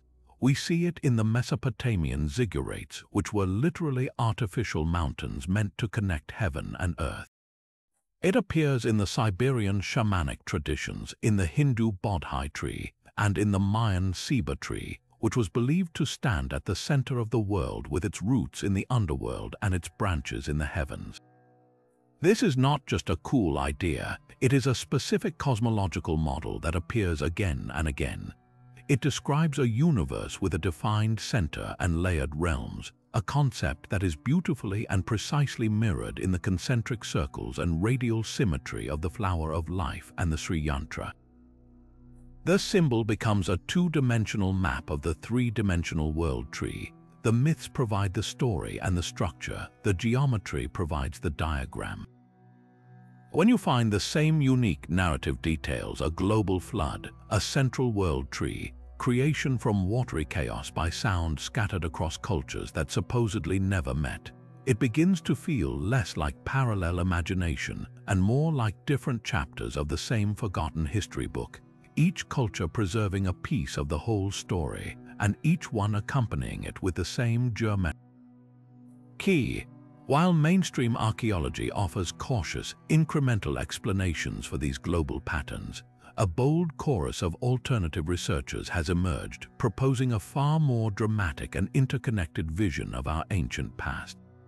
Writers like Graham Hancock and Robert Bovell have stepped onto the world stage, not with trowels and brushes, but with a powerful synthesis of global myths, astronomical data, and architectural analysis, arguing that the story we tell ourselves about human history is incomplete. Their work suggests that the flower of life and its related symbols are not merely curious coincidences, but crucial pieces of evidence pointing toward a forgotten chapter in the human story, a sophisticated progenitor civilization that was largely lost in a cataclysm at the end of the last ice age. Graham Hancock's sweeping thesis, detailed in books like Fingerprints of the Gods and Magicians of the Gods, posits that a highly advanced maritime culture existed during the last ice age over 12,000 years ago. This was not the Atlantis of myth, but a real seafaring people with a profound understanding of astronomy, engineering, and sacred geography. According to Hancock, this civilization undertook a monumental project, a journey across the globe to impart the seeds of knowledge to hunter-gatherer societies, effectively jump-starting agriculture, architecture, and civilization itself after a period of devastation. He points to the precise astronomical alignments of sites like Giza, which he and Bovell argue encode specific dates in the distant past through the correlation of pyramids with stars in Orion's belt, a concept known as the Orion correlation theory. For Hancock, the global presence of the flower of life fits perfectly into this narrative. It wasn't independently invented. It was a core piece of the scientific and spiritual knowledge package delivered by these magicians, these teachers of the world. The symbol represents the advanced understanding of the geometric laws of the universe that this lost culture possessed, a universal language they taught to the emerging cultures of Egypt, Mesopotamia, Mesoamerica, and Southeast Asia. Its consistent meaning across the world, he argues, is because it had a single common source. Robert Bovell's contributions have been equally pivotal, focusing intensely on the astronomical codes he believes are embedded within ancient Egyptian monuments.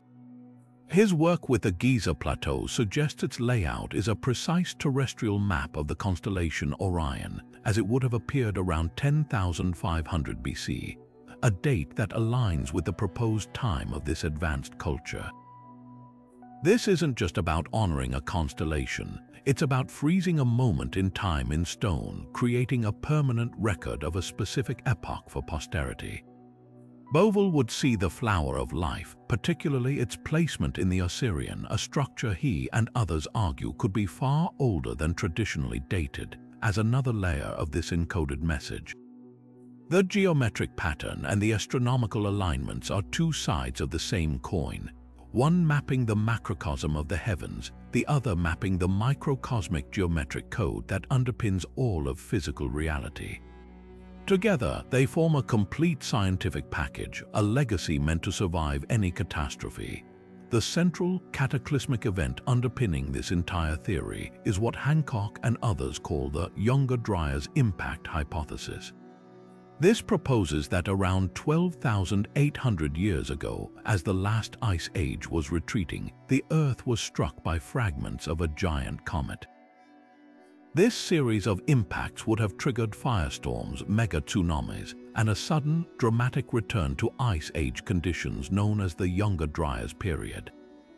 This 1,000-year deep freeze would have been catastrophic for any advanced culture dependent on agriculture and settled life, potentially wiping them off the map and sending the survivors, those knowledgeable seafarers, scrambling across the globe to preserve their knowledge. This event is the proposed reset in human history. The survivors became the benefactors, the civilizing heroes like the Egyptian god Osiris, the Mesoamerican feathered serpent Quetzalcoatl, or the Vedic Manu, all of whom are associated with bringing knowledge to humanity after a great flood or destruction. Within this framework, the persistent reappearance of the flower of life is no longer a mystery, it's evidence. It is the unmistakable cultural fingerprint of that lost civilization, a signature piece of technology and philosophy that its survivors taught to the cultures they encountered. The fact that we find it in the most sacred contexts, from the sunken Osirion to the ritual bronzes of China, indicates it was considered the most vital knowledge they could impart, the fundamental operating system of the universe. Hancock, Bovell, and other researchers in this field argue that mainstream archaeology's resistance to this idea is a paradigm problem. They are not ignoring evidence, they are interpreting a different set of evidence through a much wider lens, one that connects dots across oceans and millennia, suggesting that the true cradle of civilization was not in Mesopotamia or any single river valley, but in a now-vanished land whose legacy is written in geometric stone and star-aligned monuments across the entire world. Of course, any investigation into a mystery of this scale demands that we also shine a light on the less glamorous, but absolutely essential question of authenticity.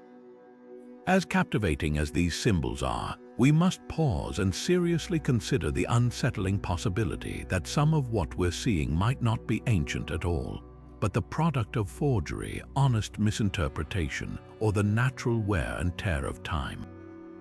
This isn't about dismissing the mystery, it's about strengthening it by separating fact from fiction, ensuring that our foundation is built on solid, verifiable evidence. Let's critically assess some of the most famous examples, starting with the one that is often presented as the crown jewel of the entire theory, the Osirion panel in Abydos, Egypt.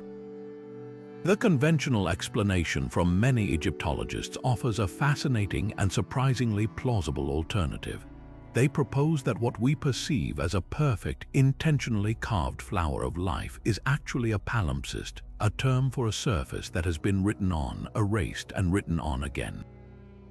In this case, the theory suggests that the original wall was covered in the carved oval rings known as cartouches, which enclosed the names and titles of pharaohs. Later, during a period of political upheaval, a subsequent ruler may have ordered these cartouches to be systematically chiseled away, a common practice known as damnatio memoriae, the condemnation of memory. The stone carvers tasked with this erasure would have gouged out the hieroglyphs within the ovals, leaving behind a series of overlapping, curved chisel marks. Over centuries, wind-blown sand and water erosion could have then smoothed the sharp edges of these intersecting grooves, accidentally creating the illusion of a continuous, interlocking grid of circles. If this is true, the most iconic piece of evidence isn't a sacred symbol. It's a ghost image, an archaeological accident born from political vandalism and the slow, patient hand of nature. This doesn't make it any less intriguing, but it radically recontextualizes its meaning. Moving beyond Egypt, we also have to be wary of pareidolia, our brain's powerful and sometimes mischievous tendency to perceive familiar patterns in random stimuli. We see faces in clouds and figures in the shadows. It's a fundamental part of how we navigate the world. When we approach an ancient site with the flower of life already in our minds, we might be primed to see it everywhere. A series of weathered cup marks carved into a stone for an unknown purpose, the natural cracking of mud brick that creates a hexagonal pattern, or even the tool marks left by quarrying can all, from the right angle and with a dose of imagination, appear to form parts of this geometric grid. The internet is filled with photographs of rocks and walls where enthusiasts claim to see the pattern, but upon closer examination, the lines don't connect, the circles aren't concentric, or the depth of the carving is inconsistent with intentional artwork. These instances aren't hoaxes, they are misidentifications, a testament to our powerful desire to find pattern and meaning, even when none may have been intended by the original creators. Then there's the more deliberate and thankfully rarer issue of outright modern fakery. The allure of lost civilizations and ancient secrets is a powerful draw, and throughout history, there have been those willing to manufacture evidence to support a captivating story. While there are no widely accepted, large-scale forgeries of the flower of life on the level of the Piltdown Man, the potential exists for smaller-scale alterations.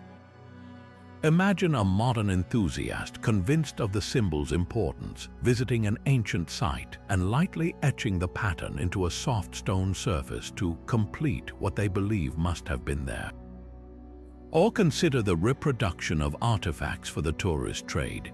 A well-meaning craftsperson might add a popular symbol like the flower of life to a replica pot or carving, which then gets photographed, sold, and later mistaken for a genuine antiquity.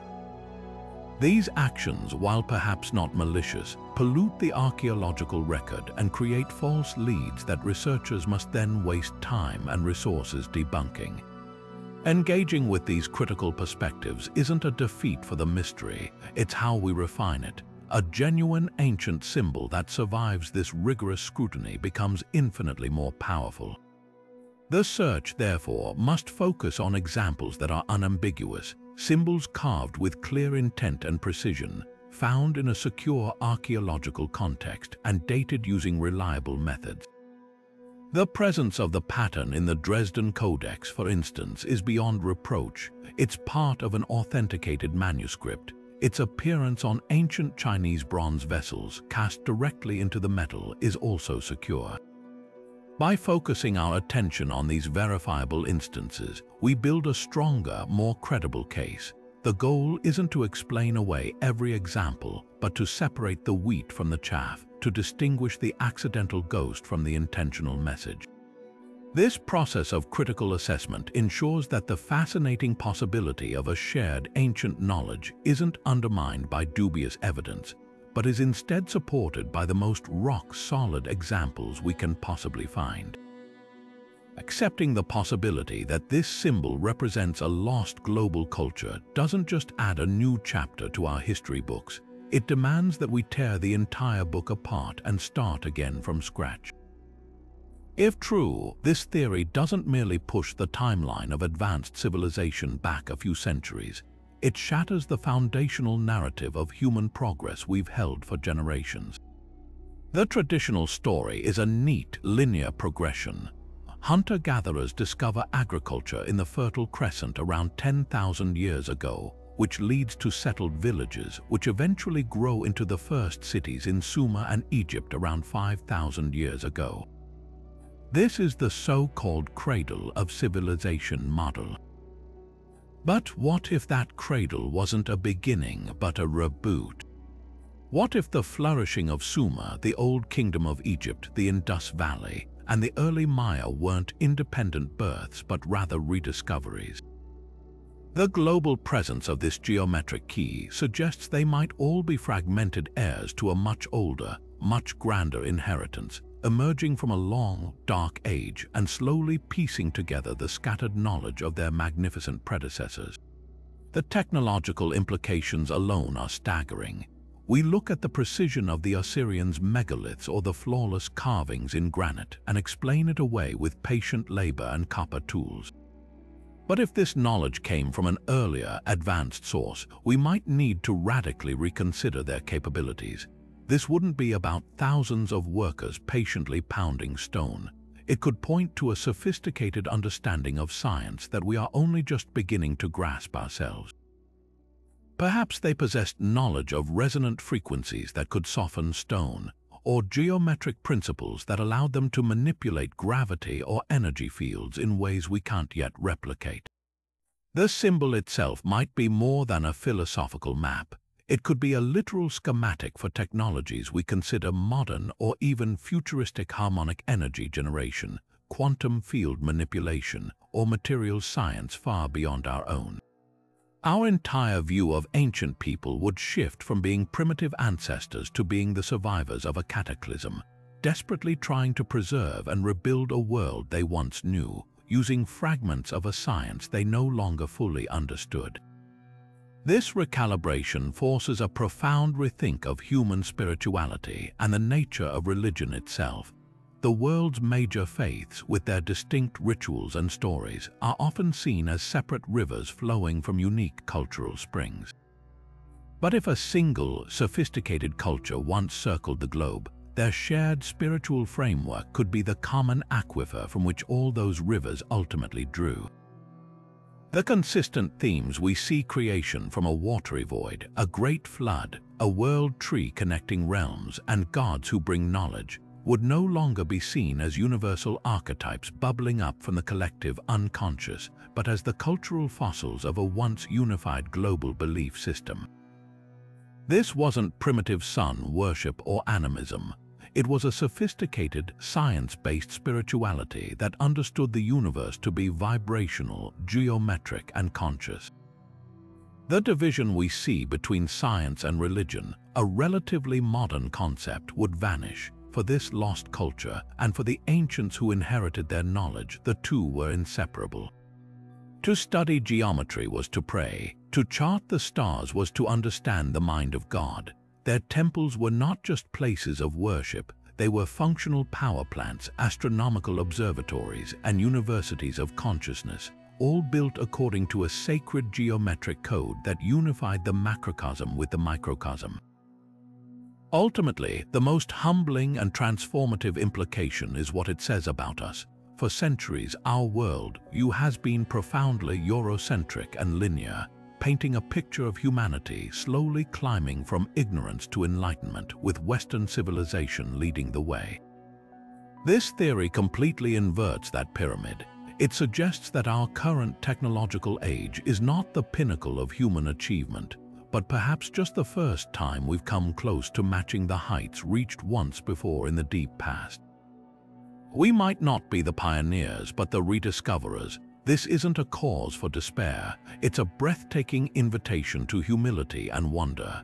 It means that the deepest mysteries of the universe, the nature of consciousness, the fabric of space-time, the connection between energy and matter, may have been understood long ago and encoded into a symbolic language of stunning simplicity and elegance.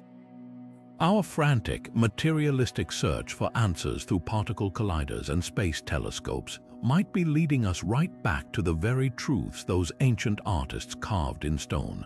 That reality is geometric, vibrational, and deeply interconnected.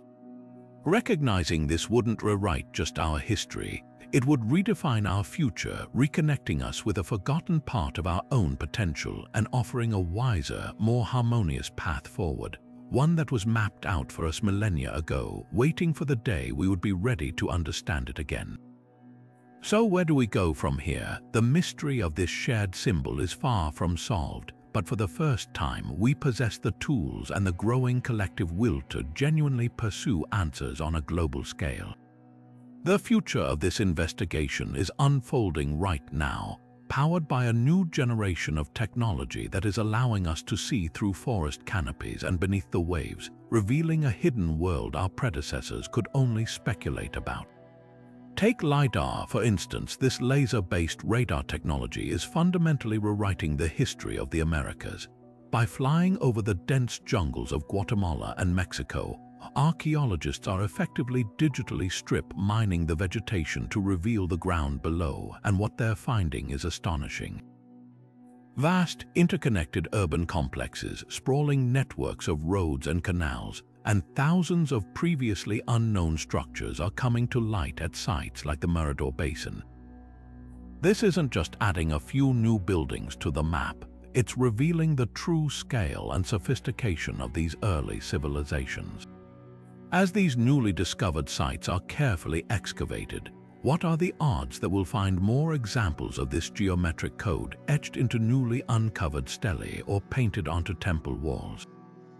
Each new discovery provides another crucial data point, another piece of the puzzle that could help us map the spread and evolution of this symbolic language.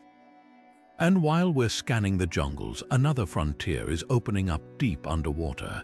The ancient coastlines of the world looked vastly different 12,000 years ago at the end of the last ice age. Sea levels were hundreds of feet lower, meaning vast stretches of continental shelf that are now submerged were once dry, habitable land. This is where the most tantalizing possibilities for our lost culture theory lie, not on a mythical island in the Atlantic, but on these sunken continental margins. Underwater archaeology is advancing rapidly, with sophisticated sonar mapping and robotic submersibles allowing us to systematically explore these drowned landscapes. From the submerged ruins of Dwarka off the coast of India to the enigmatic Yonaguni monument near Japan and the curious linear formations off the coast of Cuba, we are just beginning to probe these depths. The real breakthrough will come when we discover a well-preserved, inundated settlement site from the Paleolithic era. If a culture with knowledge of this sacred geometry existed along those ancient coastlines, the evidence isn't lost. It's just waiting beneath the waves, potentially preserved in an anaerobic environment that could protect organic materials and carvings for millennia. Finding a single, verifiable site of that age with this symbol present would be a game-ending discovery for the conventional historical timeline. Perhaps the most significant shift, however, isn't technological but philosophical. The rigid, compartmentalized academic disciplines of the past are slowly giving way to a more open-minded, interdisciplinary approach. The silos are breaking down. You now have mainstream geologists working alongside mythologists to investigate flood stories. Astronomers are collaborating with Egyptologists to test archaeoastronomical theories. Physicists are taking a serious look at the resonant acoustic properties of ancient chambers designed with sacred geometric principles. This collaborative spirit is crucial because this mystery cannot be solved by any one field alone. It requires a synthesis of data from archaeology, geology, astronomy, genetics, linguistics, and comparative mythology. We need experts who can look at a symbol on a Chinese bronze vessel, a pattern in a Mayan codex, and a carving in an Egyptian temple, and not see isolated curiosities, but potential points on a vast, interconnected web. This new breed of researcher is willing to follow the evidence wherever it leads, even if it challenges deeply entrenched paradigms. They are asking the big, uncomfortable questions and demanding that we use every tool at our disposal to answer them. This journey is no longer just the domain of a few rogue theorists. It's becoming a global citizen science project. Digital archives and high-resolution photography are making artifacts from museums around the world accessible to anyone with an internet connection. Enthusiasts and researchers from all walks of life can now scour these digital collections, using pattern recognition software to identify potential geometric matches that might have been overlooked. Crowdsourced projects could analyze thousands of images of pottery, textiles, and petroglyphs from different cultures, searching for statistical patterns in the occurrence of these symbols. The key to unlocking this mystery might not be in a dusty excavation trench, but in an algorithm that connects a motif on a piece of Minoan pottery to a nearly identical pattern on a textile from ancient Peru.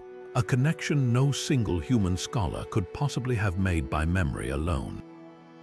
The quest to understand this symbol is ultimately a quest to understand our own origins.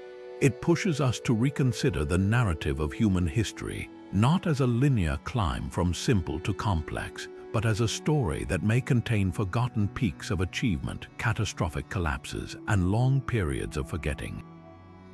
Whether this symbol represents a lost global culture, a deep-seated archetype of the human mind, or something even more profound, its persistent presence is a message from our ancestors.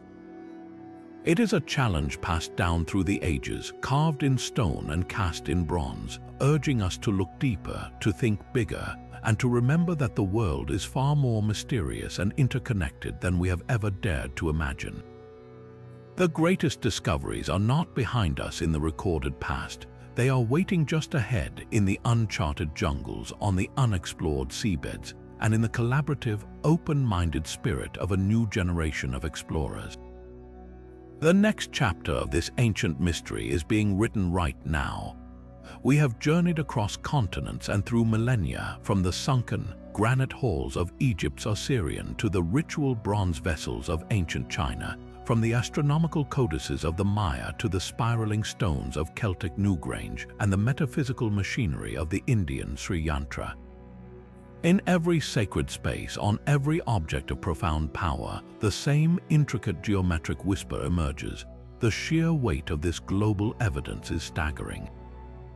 It's a pattern of such specific mathematical complexity, repeated with such consistent spiritual meaning, that the odds of it being a series of independent, coincidental inventions feel astronomically low. We are faced with a puzzle whose pieces are scattered across oceans and epochs, yet they fit together with an elegance that defies our conventional historical narrative. Of course, a healthy dose of skepticism is not just warranted, it's essential. The palimpsest theory for the Osirion carving is a compelling alternative explanation. Our own human tendency toward pareidolia, to see meaningful patterns in random marks, must always be factored in, and mainstream archaeology rightly cautions us against a form of hyper-diffusionism that could rob individual ancient cultures of their own incredible ingenuity and creative spirit. These counterarguments are not roadblocks to the truth. They are the necessary rigor that ensures our search is credible and our conclusions are sound. They force us to look closer, to demand better evidence, and to refine our questions. Yet, even when we apply this rigorous filter, a core mystery remains intact. The pattern persists in too many verifiable, high-context, and intentionally crafted examples for it to be dismissed entirely. So we are left standing at a crossroads between two fundamentally different visions of our past. One view shows humanity as a collection of isolated geniuses, each independently discovering the same profound mathematical truths about the universe. The other suggests a web of connection, a forgotten thread of communication that wove these distant cultures together, perhaps through the survivors of a lost world who carried this knowledge as their most precious cargo. This brings us to the final and perhaps most powerful question. If we set aside the debates over how this symbol spread and simply sit with the overwhelming fact of its global presence, what are we left with?